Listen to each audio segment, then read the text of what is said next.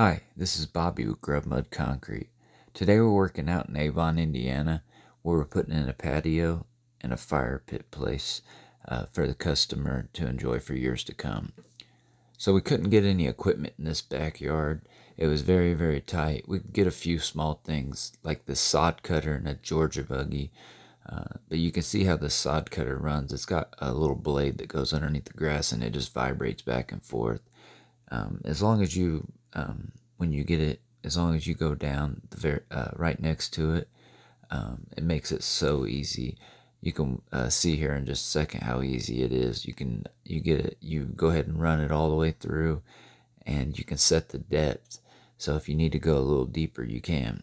And then you just turn it off and roll up your sod into as big a pieces as you want. And you take a flat shovel or a regular shovel and just cut it into the size of pieces that you want. You could actually use this sod somewhere else. It makes it that nice if it's good sod. So we just cut it into pieces that aren't too heavy. You just take a shovel and cut it, and then you can lift it up and put it in a wheelbarrow. And I believe that we have our ramp system out front that we use in a lot of our other videos. And we just wheel it right up into the dump trailer and dump it. And then we take it to just our house. We live out in the country, and what we do is we stockpile this dirt, and then when a customer wants some dirt, the grass usually is decomposed by then, or we have a couple different piles, and then we have really nice dirt to bring it to a customer for backfill. If this is your first time watching our channel, please go ahead and hit that subscribe button and ring that bell.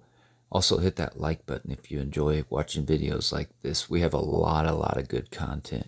We post a video at least once a week, and usually it's some stuff that you won't see, like a sod cutter, face liners, just stuff that you don't see a normal concrete contractor doing. So we got this all kind of ready here, one form put up, and it was lunchtime, and we went ahead and returned the sod cutter. And I do believe that I had COVID or something during this time, so I went ahead and took the rest of the day off, and Justin and my dad formed that up. But here it is the very next day. We're grading it. I still wasn't feeling that good, but I went ahead and worked.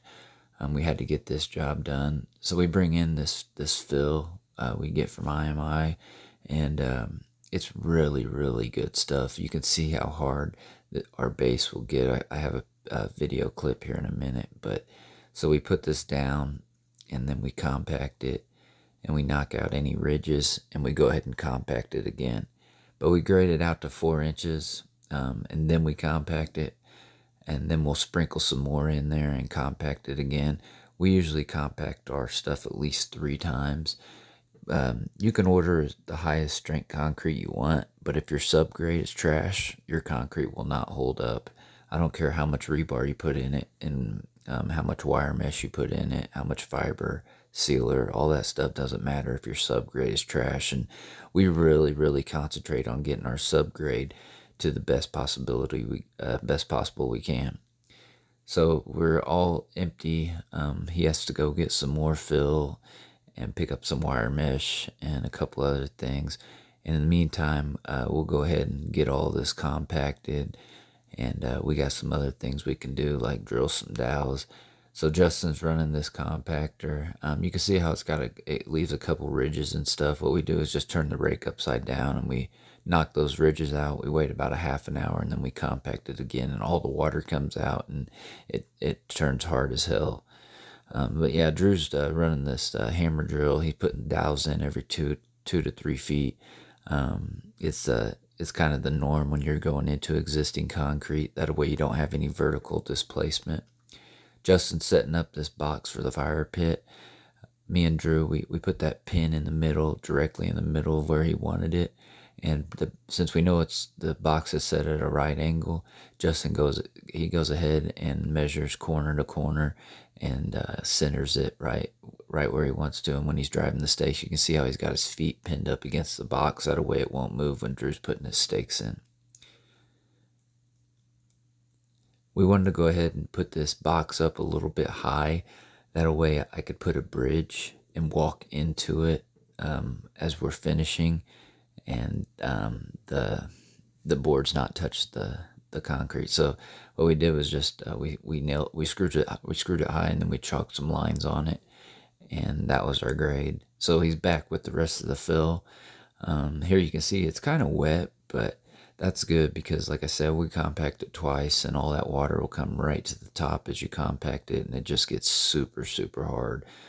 I love using this stuff. It's one of my favorite fills to use. Justin's we topped this off, and Justin's running the compactor over it, so it's exactly 4 inches. And we go ahead and put wire mesh in it. I always offer that to the customer. Sometimes they want to pay for it, sometimes they don't, but I always recommend it. It is a primary reinforcement. Fiber mesh that you mix in with the concrete is the secondary reinforcement, and the concrete companies will all tell you that too. 1 square overlap, you could see a pipe sticking out right here, galvanized pipe sticking out of the form. It's a drain, so the fire pit would never hold water. And we zip tie all these together. Here's how hard this subgrade is. Look at this. This is like 2 days later. I'm hitting it with some rebar, and it's barely chipping it, and it's like bing, bing. It's crazy hard. Look, bam, bam, barely even chipping it. So basically we're pouring concrete on top of concrete. This is a fire brick. It's what you put around the fire pit ring. You'll see a lot of guys use sonnet tubes, and they'll use these, and they'll put a band around it like you would in a warehouse, and band it all together. But we went ahead and just put it right to the grade, and that way it protects this concrete from getting too hot. Just like painting, we put the masking tape on it. You'll see how good that works at the end of the video. We're all ready at 6 a.m. If you've ever heard of the, I don't know, 5 Ps or whatever, it's proper planning prevents piss poor product. And we don't want a piss poor product. We want A1 product. So we plan everything. We always pour in the morning. Try to have it 100% ready. Maybe hang some plastic in the morning. That's it. I've worked for guys that get in a rush, and it's just a pain in the butt, man. I hated that when I used to work for guys like that. So we're using SRM. We got 7 yards, 4,000 PSI stone mix air entrained with fiber and wire mesh, and then we use a sealer on the top. We did everything we could to make this patio last as long as possible. And it's 4 inches thick, the normal for a patio here in Indiana. So we dump it out, and we got to drag it up to the top. I mean, if we had a pump, it would be sweet, but we don't. So we rent a Georgia buggy. I'm not going to buy a Georgia buggy. I just rent them and get a 3-day rental or something, and do 3 pours 3 days in a row. If the weather holds up, get a little bit of a discounted rate. But you see how we wheeled right through the garage. It's pretty sweet, tight squeeze, but you can't get a whole lot through there, and you wouldn't want to wheelbarrow 7 yards. I've done it with just one other guy when I was first starting out in concrete for some other people, but I wouldn't have my guys do that. And if I did, I would have to have a couple more guys, maybe 4 guys wheeling and the same amount of guys in the mud. So it's easier just to get a Georgia buggy. Yeah, it's a lot of dragging, but I got Josh Smith. He's a heck of a dragger. So this is important. Pull up your wire mesh. You see me pulling it up. I got a couple clips in here where I'm just strictly pulling it up, but I can guarantee you that the whole slab got the wire pulled up in it. You want it in the bottom third of the pour. Say if it's 4 inches thick, you really want it down in that bottom inch. You don't want it towards the top. For one, you could hit it with your bull float. Justin's pulling these clobs out. Have you ever gotten these little concrete balls? I call them dog balls. They're kind of a pain in the butt, but they pop up. Just pull them off to the side and bust them up, and then put them underneath the wire. It'll help hold up the wire. It doesn't hurt anything as long as you don't have them in the middle of the concrete. So we're starting screeding. We're doing the saw method just at first. That's just to start out with, and then we'll strike it off like a normal concrete contractor. That was just to get the rocks down.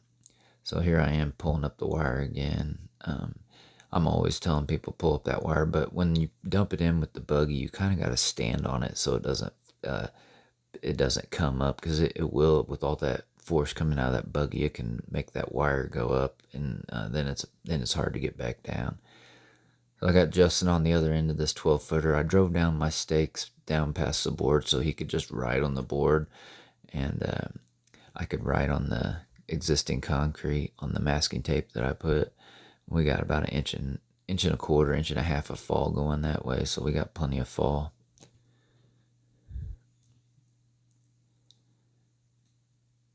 Every once in a while you got to take a float and refloat your edges, because that mud will come up on the edge. Got Josh on the come along, filling in our holes. And I'm just striking off. Justin's just following me.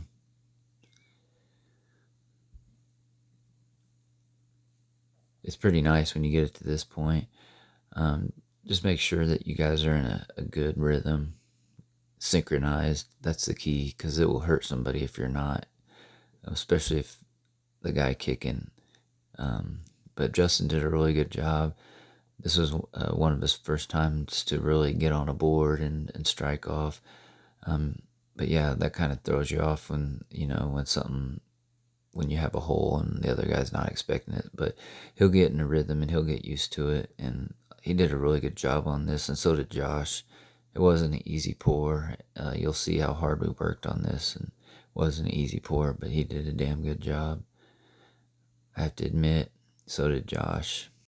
This masking tape really, really helps. I used to do it when I first started doing concrete, first started finishing, and I got away from it, but I'm going to do it on every one of my existing concrete on all my jobs coming up here in the future, because it just looks so crisp and clean when you get done. After you strike it off, you want to get it closed up as soon as possible. So I grabbed my Cadillac Concrete 4-foot bull float. It is a Cadillac. It's really good for getting the concrete down. It's the bottom of it has a kind of like a texture to it, and it really pulls up a lot of cream.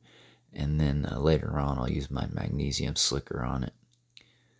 So they're over there getting ready to dump out a buggy, and I had to tell Josh to stand in front of it and hold his come along down as kind of like a shield, because that concrete, as you watch in this video, when you dump out concrete in a Georgia buggy, it comes out fast, and you don't want to get it all over your existing concrete, even though we got these rubber sheets of, I don't know what they are, but they're like out of an old warehouse, and we use those a lot on when we're pouring up against existing, so we can walk on it and stuff and not get the existing concrete dirty. But what also helps is the guy driving the Georgia buggy needs to tell the truck driver, hey, just fill me up halfway. I got a tight spot I got to dump in, because you wouldn't want to dump a whole buggy. And he did a good job there. He got a half buggy, and then dump it in your big spot and let your come along guys drag it up there. I know it sucks, but it's the best way to do it. So we got all this filled up, and we have to fill up the other side. So there's no real good way to do this. It's just dump it in there and drag it around. It's a lot of hard work, but that's how we do it in the Midwest. We're not, we get a pump when we absolutely have to. Although I am thinking about using a pump, but I gotta do some more research on it. I've only used a pump probably like 10 or 15 times in my life, and a lot of it's been on commercial work. It is sweet though when you use a pump. So, but anyway, we'll stay tuned to my channel, and you'll probably see me use one pretty soon. But yeah, they made sure I kept on telling them to pull the wire. So you didn't see it on video here, but they definitely did pull the wire. And here I'm floating all this because I'm getting ready to shortboard all around here, but I got to bring back the aluminum strike off a little bit farther. I made my fire pit just a little bit higher so the water didn't run in there. So what I have to do is I have to shortboard from that corner to the fire pit, and I needed a grade to run on, but I had to fade it in because, like I said, the fire pit's just a little bit higher so the water wouldn't run in it.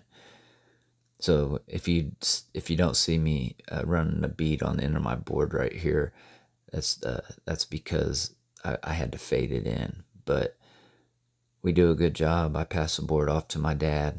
Like I said, the pins mostly were driven down, so we fly right around here. And me and my dad are used to striking off together. We've struck off probably thousands of yards together, so it's no big deal. We go a little bit faster, but Justin was floating the edges, making sure we weren't losing any more concrete, and pulling the wire. He pulled up all the wire. So what I do here is I flip it around, go back up to where I started, and go the other way. And this time I do run a bead on the end of my board. That's that line I'm drawing in the concrete right on the end of my stick. A lot of guys will say, if you ain't beading, you ain't screeding. It basically means if you ain't putting that line on the end of your board, you're not down. You might as well not even be doing it. So basically now we got to get some more concrete in here. That buggy I think is completely full. But you don't want to get too much out, because then it's overwhelming. So yeah, it was full. All you had to do was pull it up. This will be probably our last one. So Josh is cleaning it pretty good, because we got to wash the truck out in it, and then we'll take it back to the shop, and we'll power wash it out real quick before we take it back to Dean's. I could tell my guys were getting tired, and I was too, but we got to get it finished. Hard work. It's part of doing concrete, and you got a time limit on this stuff. So it's bust your butt until you get it all the way poured out, and then you usually got a little bit of a break.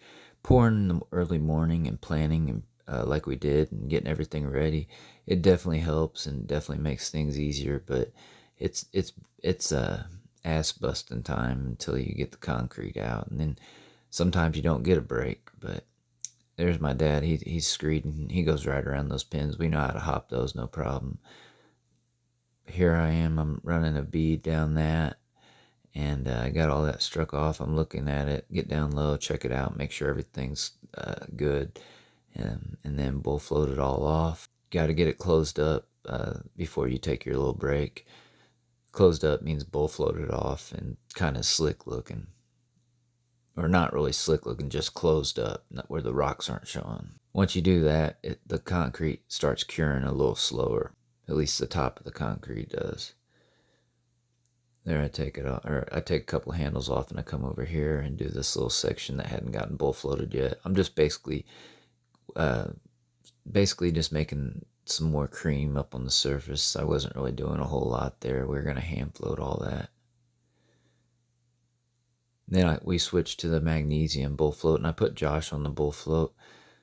All my guys, they can do pretty much anything. I put my guys at what they do best. But Josh, he's a laborer, but he knows how to bull float. He knows how to hand float. He knows how to edge.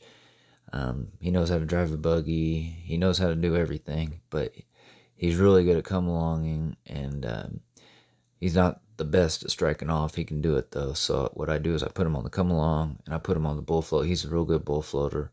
He takes his time. He can run a soft cut saw. Justin, obviously, he can do all this stuff too. He has all his own tools.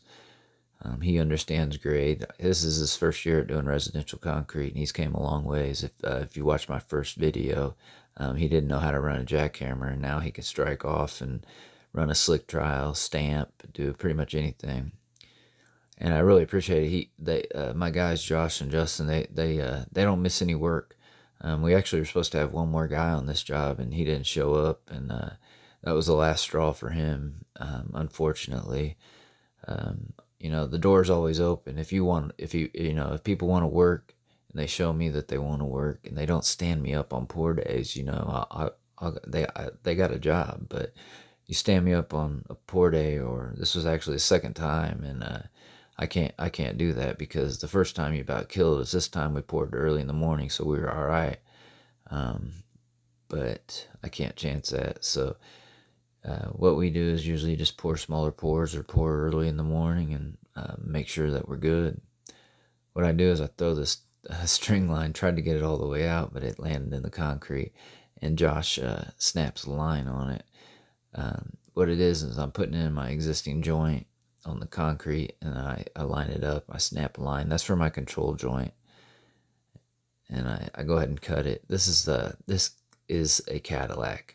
It's made by Cadillac Concrete Products. I don't get paid, or I don't get any affiliate links from them, but I use their products, and I think they have the best joiners on the market. I still need to get the regular pan joiner that they have, but I do have this one in the airplane joiner. But you really don't even need to use a string line on this. It's that accurate. It's hard to cut a crooked joint. And that's just a rough draft. So if you're new to it, just know that you could straighten it out. Just, you don't want anything too crooked. Same thing here. You just line it up. See, I don't even have a string line on that. I'm just going off that one behind it. And that first part, I got a little bit of a curve in it. Then I go up there again and I straighten it out, and it's perfectly straight. So you really cannot bull float this enough. You keep it loose. There's the airplane joiner. I like it a lot, especially for intersections. But you can't bull float it enough. You should keep that bull float going as much as possible. There's my dad using it. This is the first time he had ever used it. He's a hand tool joiner guy with the board, so I don't even know if he'd ever used a pan joiner before, let alone a Lazerbeam. So this is called a combo edger. It's actually a walking edger, and I took that walking part off and put that block on there, and so we could use it as a hand edger. And it doesn't have a huge lip on it, so I like it a lot better than most hand joiners. So like, you see that part there that I pointed at, that has to be finished too, and a lot of guys won't do that. They'll just shine their joint or shine their edge right up to it. But you'll see how we make it look pretty at the end. And this is called shining your joint. It's like the norm here in Indiana. A lot of people do this look, and his existing patio was like this. So normally, if this didn't have an existing patio on it that we had to match, we would just saw cut it. And but since we had to match the existing, we had to do it like this. If you saw how Justin did it, to lean out, he laid his joint in his float in his joint, and he leaned out, and then he shined right over where his float was. So we're just pulling this. If you can get away with it, it's the best way to broom it. You get the least amount of color changes on it. But look, see, like here where he lays his broom down, if you don't go back over it and feather out where you laid your broom down the previous time, you'll have a line there. So that's very important. My dad knows I'm picky, so he goes ahead and does it, and Justin shines the edge. Everything's done there. See how we connected that? There's no tool that you can do it with. You just have to figure out how you're going to do it. We used a little bitty joiner and a margin trowel. There it is. It's all done. We got to go to lunch, pick up my sprayer, my sealer, and then strip the forms, and we're all done. So we're back. I'm using a water-based penetrating sealer. It's called Natural Seal. It does not give it a gloss look at all. It just penetrates in and protects the surface. And basically, it's just it's a water-based sealer that won't discolor it like the oil-based sealers do. So here we're getting ready to take this out to the trailer. I don't know if it's too good of an idea. We had it. We could have done it no problem. But that stake was sticking up. Justin was throwing stakes over there, and he left one sticking up, and he caught his foot on it. But here's what I was telling you about. Mask off your existing concrete, but get your tape just barely down in there, and you can see how clean it looks at the end. It's been a while since I've seen existing concrete that clean when you pour up against it. It's all because of the masking tape and the rubber that we put down. But there you go. That's Grubb Mud Concrete. Joints look pretty good. There's no big lips on it. Make sure you give us a like. We worked real hard on this, and the editing was kind of tough. So if you would subscribe and give us a like, and look how pretty it looks. And I really do appreciate you guys watching. This is the norm in Indiana. It's a lot of joints right there. But thanks for watching, and have a good evening.